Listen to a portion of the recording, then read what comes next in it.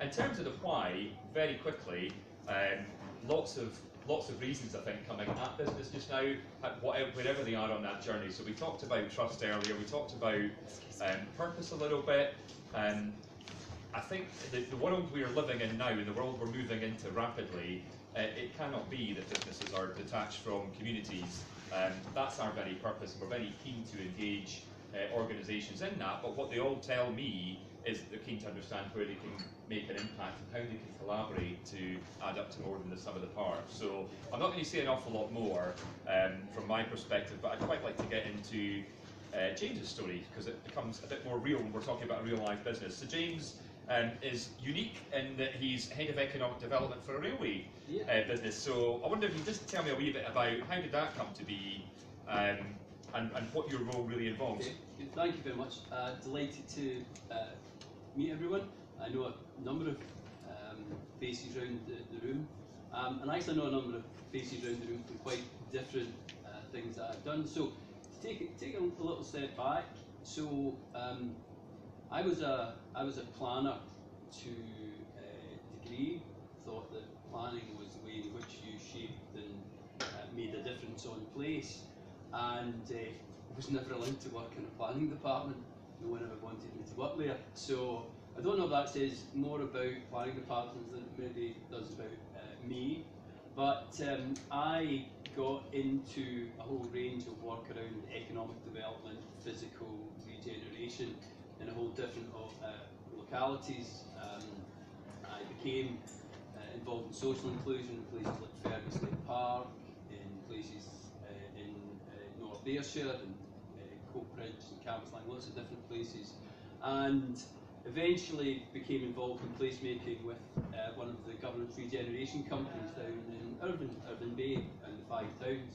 So some of the placemaking that I've been involved in was I was responsible for town centre programmes for Kilwinning, town centre regeneration programme for Irvine, and latterly I was also the manager for the Urban Enterprise area. So I took, which was the Urban Development Corporation, and brought it effectively into the 21st century and made it into the enterprise part.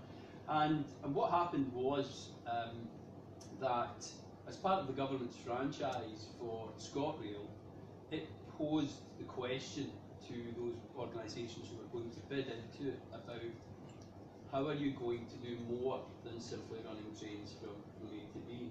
How are you going to demonstrate that you can be a catalyst for economic development at a national, regional and local level? And I suggest that most of the train operating companies in the UK who were looking to bid into that, and in Europe who bid into that, all really did the same sort of thing. They went and tried to find a consultant who had some experience in sort of economic development in place, and said, can you pull together something that can go into a franchise bid that will look and tell us what we should be doing? Because no train operating company had been doing that.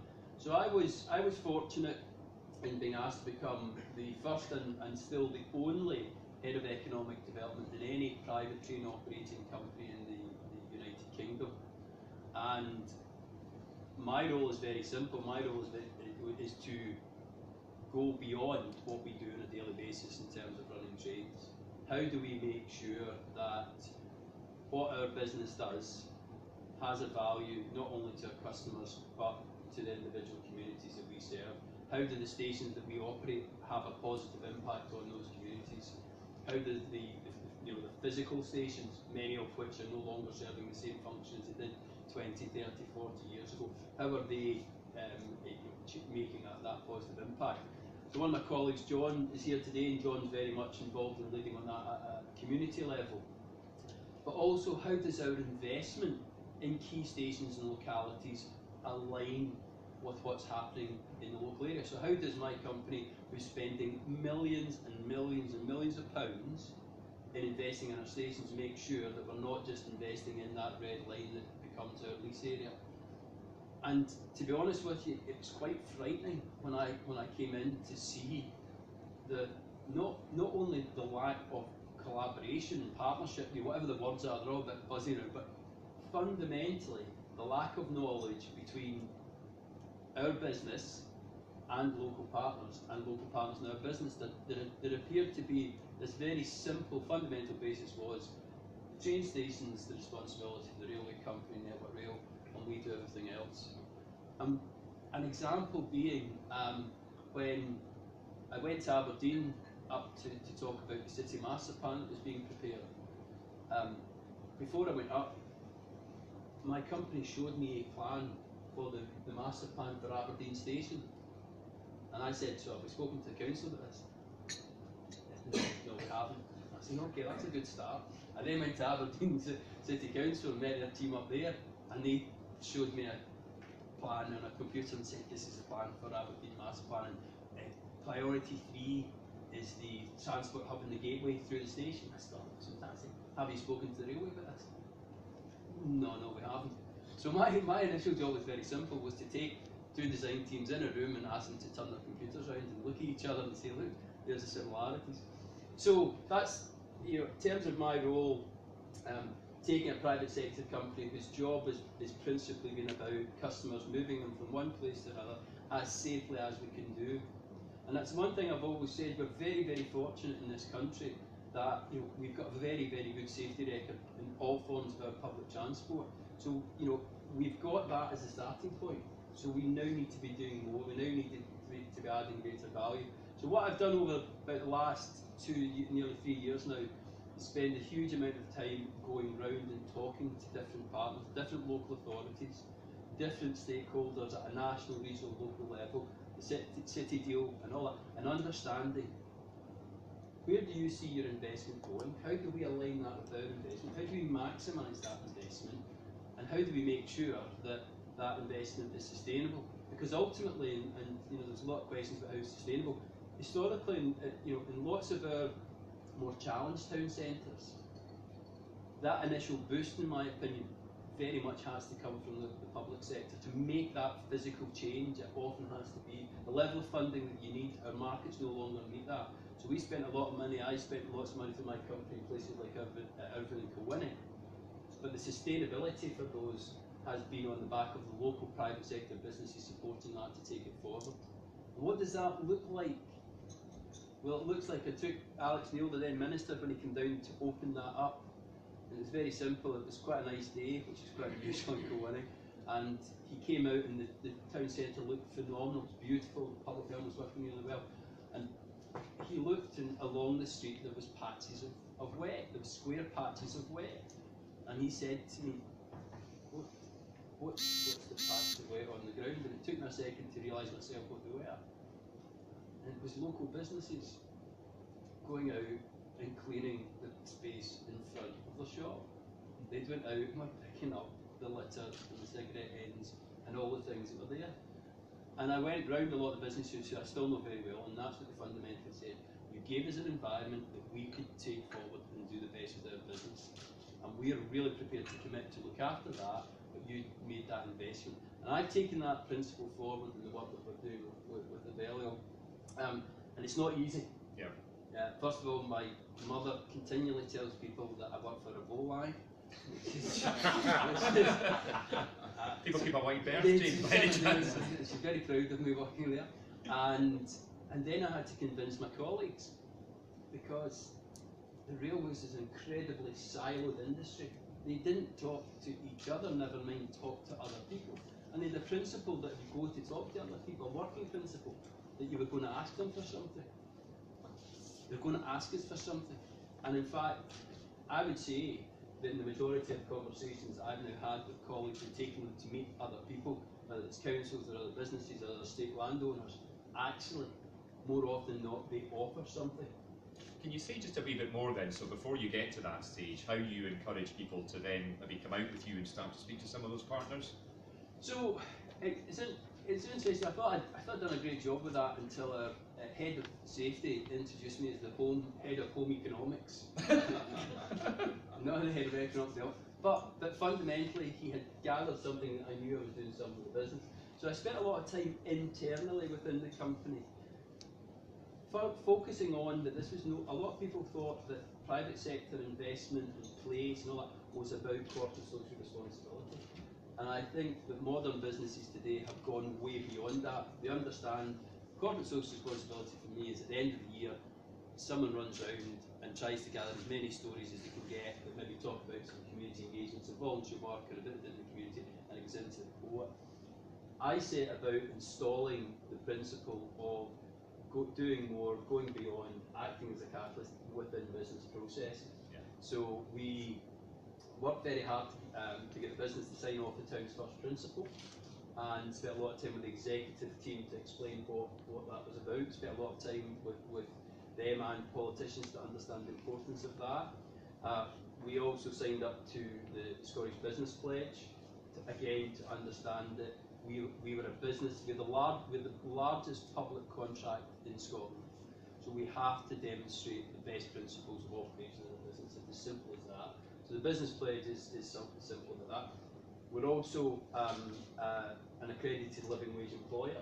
Now that seems as if it should be very easy because the railway pays very well, and it does. It pays above the national average for employees. However, when I did the exercise to actually explore, was that fundamental across the business, was it comprehensive? It wasn't. So we had a number of people who were actually operating in different parts of the country who weren't quite at living wage level. So that's what we pushed. So we worked very hard to do a proactive campaign to bring the team both at a managing level and operational level on.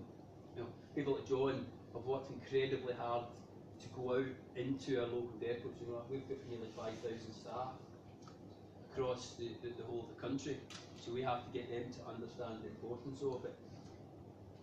They always got a bit about they needed to use our properties, use our premises, make place, but not quite understanding why. So they would make a building available for someone, but rather than make it available for a local business, a local entrepreneur to use it as we do now for £1 rent, and that's what we do in lots of our places. A local business comes forward, we'll help to do up the building, we'll give you £1 rent.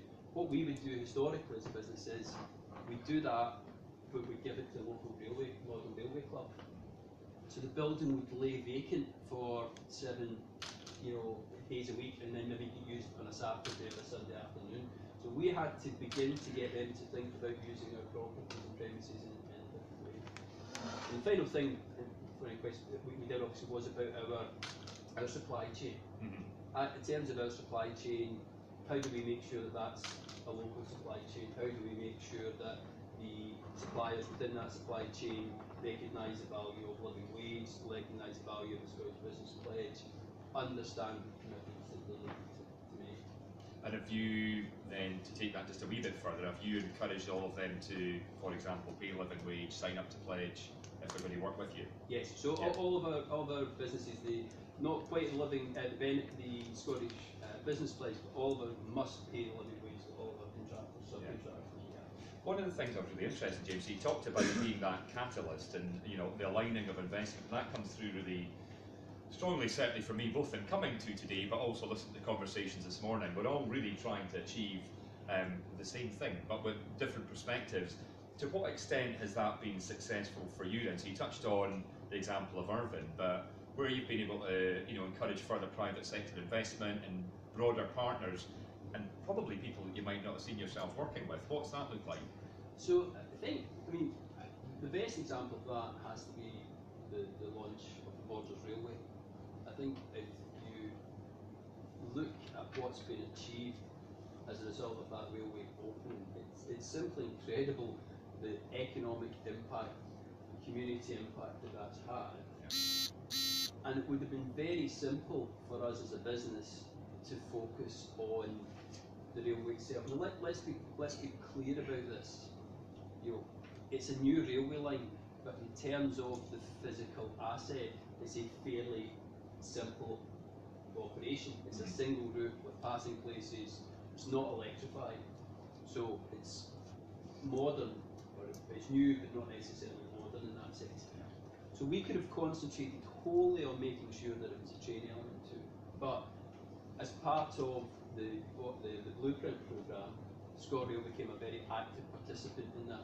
So we are now part of that group who now actively, regularly meet at senior and operational level with a plan to work out what are we going to do to make sure that, for example, all of the vacant buildings that were left You know, with lots of buildings that the Queen saw that had lovely coloured boards on them, but actually there was nothing behind them. So we very much took the responsibility for making sure that we quickly got them back up into use. And as of today, we've been successful for the first time as a private business, working with the council and working with a voluntary organisation. We effectively, as a business, wrote the town centre the regeneration fund bid for the council. We actually just wrote the bid, gave it to them and said, this is the standard that we know you're looking for. That will be formally opened in January of 2019. That's a £900,000 investment. And our guys had no sense at all as to how you can take a building without them being the only funders to make that happen. That's going to have an operational cafe, a training kitchen within it, community space. But we also, in terms of being, heavily working with the local businesses in the area, how do we promote our tourism? We have a dedicated tourism manager within Abellio and ScotRail. So an individual whose role is to work with tourist businesses within this country. Now we could, I suspect, have about 5 of them because there are so many businesses that want to work with us, and that's on things like promotion and joint ticketing and events and programmes. But if you look now at that transformation of what's happened in the Borders Railway, and the private sector have been enormously behind that. They've been actively coming together to promote it.